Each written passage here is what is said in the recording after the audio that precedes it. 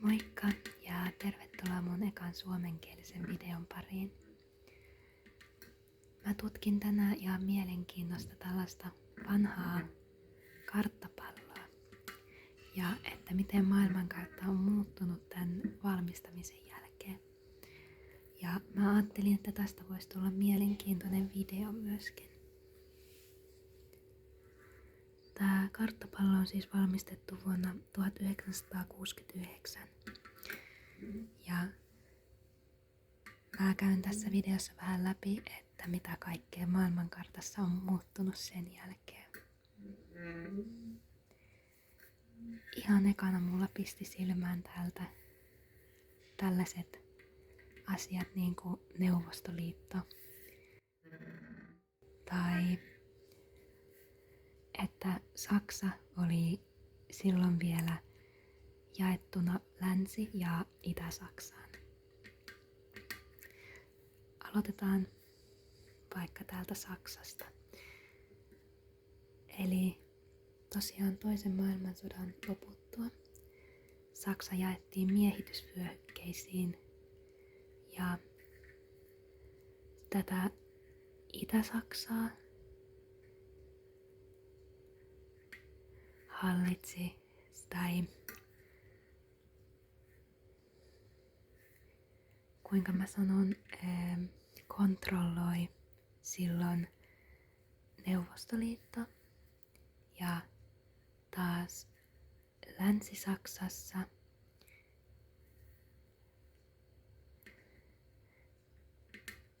Yhdysvallat, Ranska ja Iso-Britannia kontrolloi sitä Länsi-Saksaa.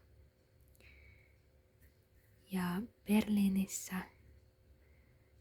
Berliinin muuri, joka jakoi kaupungin Länsi- ja Itä-Berliiniin, murtui vuonna 1989 ja se mahdollisti sitten Länsi- ja Itä-Saksan välillä vapaan liikkumisen toisin kuin sitä aikaisemmin, kun se liikkuminen oli ollut hyvin rajoitettua. Ja vuotta myöhemmin tai seuraavana vuonna 1990 Berliinin muurin murtumisen jälkeen, niin nämä Saksat yhdistettiin uudelleen.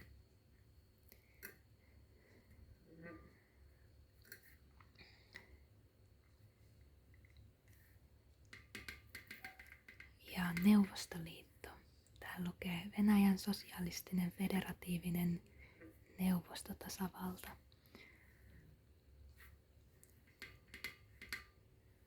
Neuvostoliitto hajosi kans hyvin samoihin aikoihin vuonna 1991.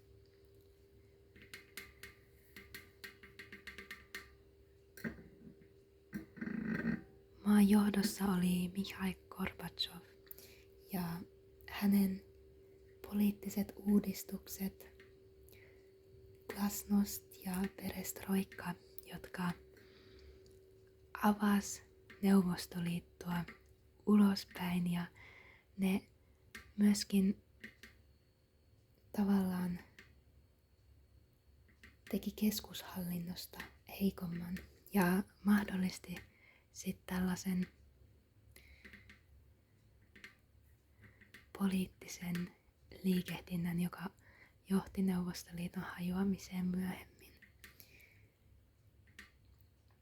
80-luvulta asti oli ollut sellaista kansallismielistä liikehdintää eri puolilla, esimerkiksi täällä Baltian maissa. Ja useat valtiot julistautu itsenäisiksi vuosina 1990 ja 1991. Ja vuonna 1991 Neuvostoliitto hajosi sitten lopullisesti. Nykyään entisen Neuvostoliiton alueella on 15 itsenäistä valtiota. Suurimpana tietysti Venäjä ja sen lisäksi Viro, Latvia, Liettua,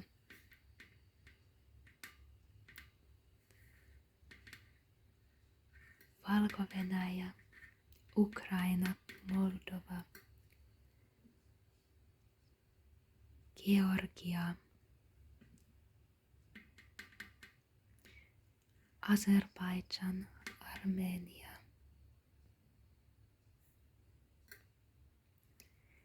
Kazakstan, Turkmenistan, Uzbekistan, Tadžikistan ja Kirgisia.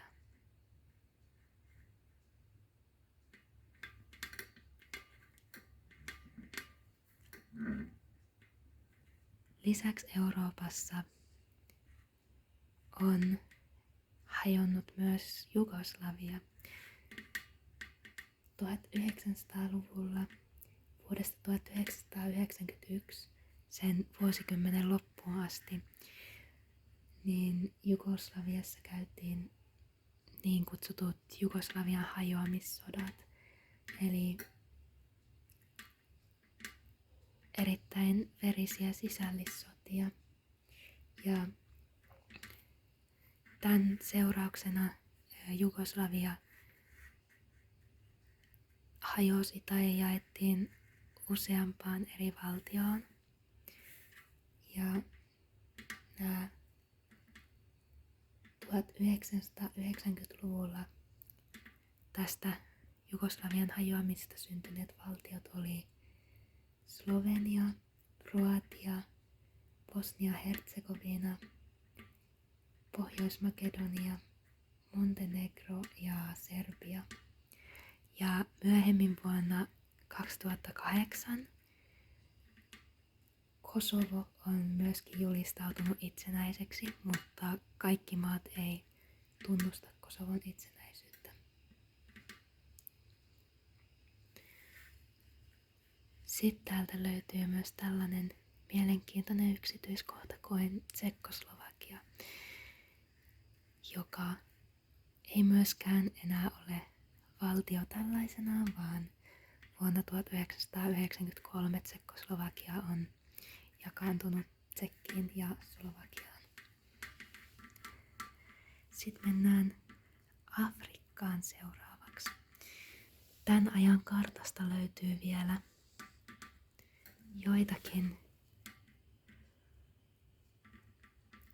joitakin siirtomaita. Eli muun muassa Portugalilla ja Britannialla on ollut tähän aikaan vielä siirtomaita. Täällä on Angola, joka on ollut Portugalin siirtomaa tähän aikaan.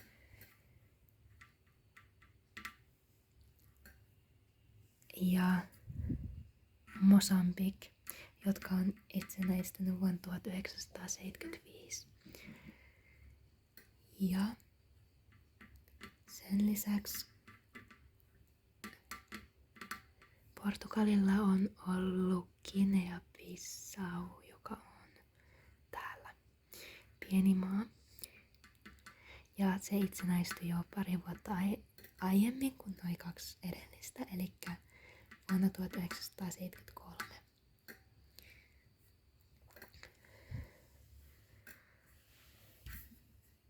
Täällä on tällainen nimi kuin Rhodesia, mikä ei ollut mulle itselle tuttu entuudestaan. Tää on nykyisin Zimbabwe ja ilmeisesti tää on ollut vielä Britannian siirtomaana tähän aikaan, jos mä oon ymmärtänyt oikein, vaikka tässä kartassa sitä ei mainita.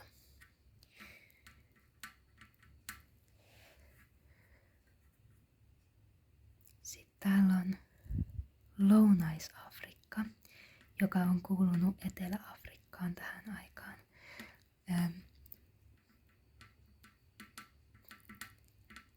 Tää on siis nykyisin Namibia ja on itsenäistynyt Etelä-Afrikasta tämän kartan julkaisemisen jälkeen.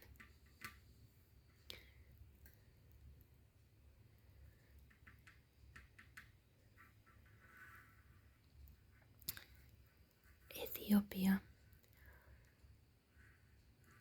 Etiopiasta on itsenäistynyt Eritrea, eli Eritreaa ei näy tässä kartassa vielä, koska se on ollut silloin vielä osa Etiopiaa.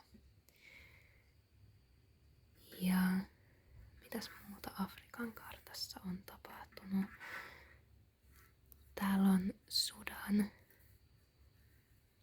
Ja nykyisinhän Sudan on jakautunut Pohjois- ja Etelä-Sudaniin levottomuuksien ja sisällissodan seurauksena. Afrikan lisäksi myöskin Etelä-Amerikasta mä löysin täältä Suriname on ollut tähän aikaan vielä Alankomaiden alaisuudessa. Ja Suriname on myöskin tosiaan itsenäistynyt.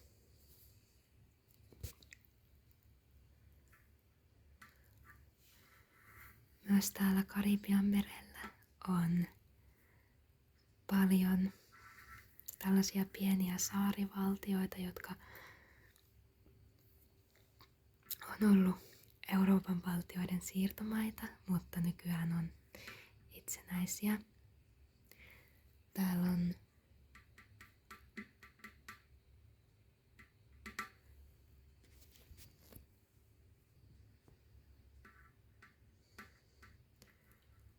täällä on ainakin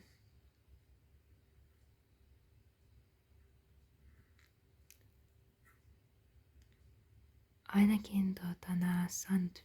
Vincent ja St. Lucia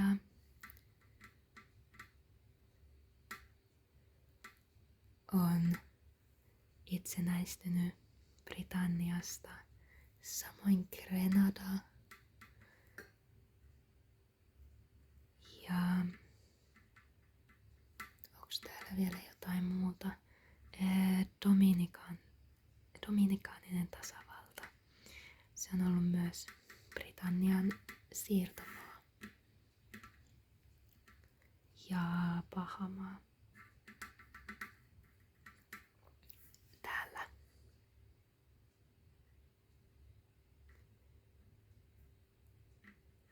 Täällä tosiaan näkyy Bahamasaaret, Britannia, mutta nykyään ei ole enää Britannian alaisuudessa.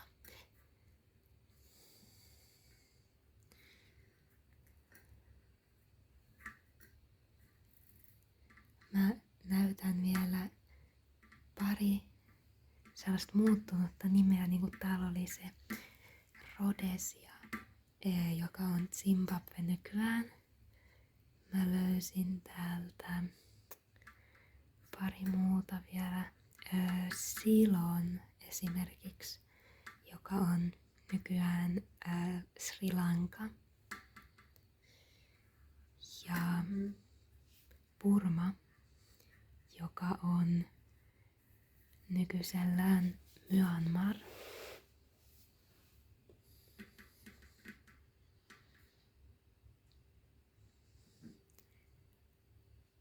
Täältä kun lähtis etsimään, niin varmaan löytyisi muitakin muuttuneita nimiä, mutta nuo oli ne, mitä mä itse löysin. Ja sitten täällä on joitain, esim. Iran on Persia ja Iran on vaan suluissa täällä. Myöskin Lähi-idässä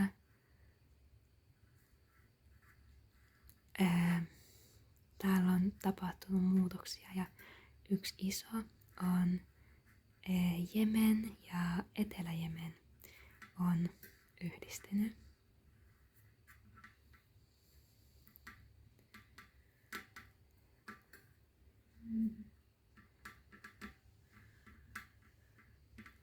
Käydään ihan viimeisenä vielä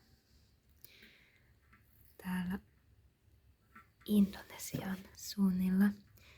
Täällä on toi Timor, Itä-Timor, joka on itsenäistynyt Indonesiasta. Eli tosi paljon on tähän muutamaan 10 vuoteen mahtunut kaikkea muutoksia. Musta on mielenkiintoista aina katsoa vanhoja karttoja ja kuinka maailma on muuttunut. Ja erityisesti Euroopassa ja Afrikassa niin on tapahtunut tosi isoja muutoksia tämänkin kartan teon jälkeen.